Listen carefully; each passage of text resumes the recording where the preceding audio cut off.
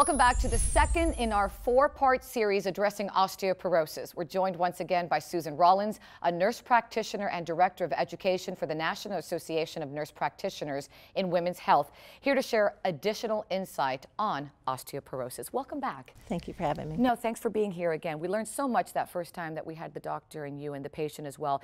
Let's cut right down to the chase. How important is exercise to maintain good bone health?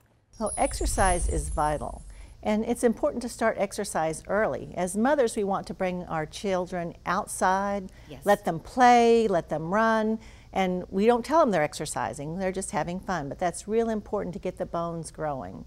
And then all through our 20s, we need to really exercise because we reach our peak bone mass in our early 20s. And from there, we just want to maintain through our 30s and 40s.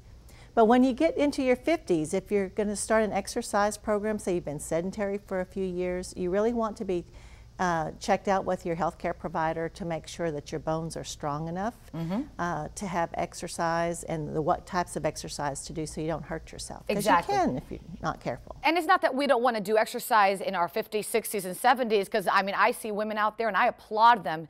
My grandmother in her 90s was still doing exercise, but at that point, you got to be a little bit more careful just because of the osteoporosis that could be undiagnosed. That's right. And even if you've had a fracture, you can still exercise, but you need to exercise with someone who understands physiology and will help you do those exercises that will build your bone but not hurt your bone. Now, Susan, in terms of diet, what should those most prone to osteoporosis avoid in their lives? Well, that's pretty easy. Alcohol is a bone killer. Really? And women should never have more than 3 drinks a day because the alcohol will actually keep calcium from being absorbed.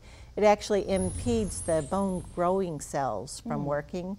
And of course, when you've had too much to drink, it makes you more likely to fall. And can be devastating. Especially at the hip. Especially at the hip.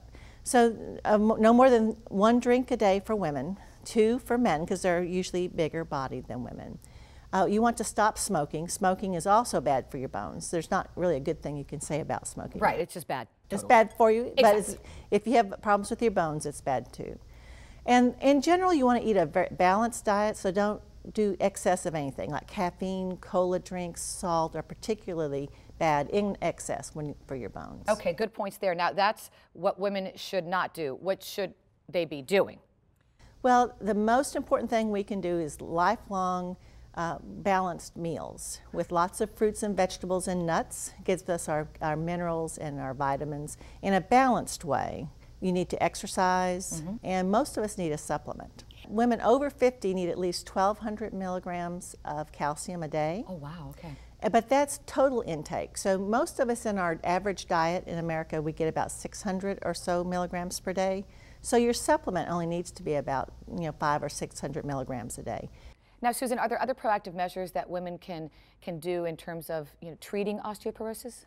Yes, make sure they take their calcium and their vitamin D, and if they're prescribed a medication, make sure they take it as directed.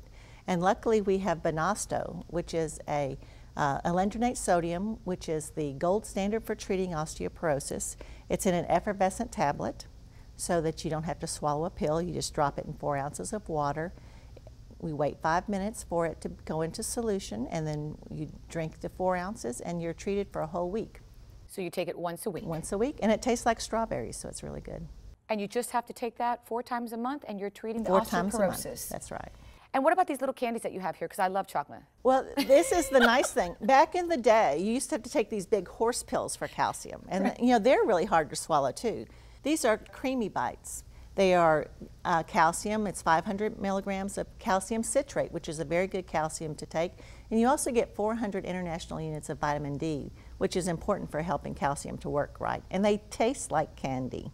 Can I have one? Yes, have one. I'll take a little bite.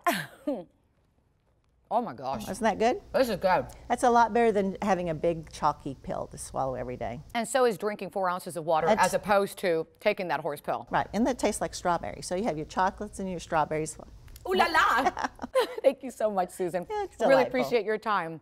And in the meantime, you're encouraged to visit the website. This is really good. Binosto.com, that's Binosto.com, and visit us on Facebook at The Balancing Act. Do check it out and do take care of that osteoporosis.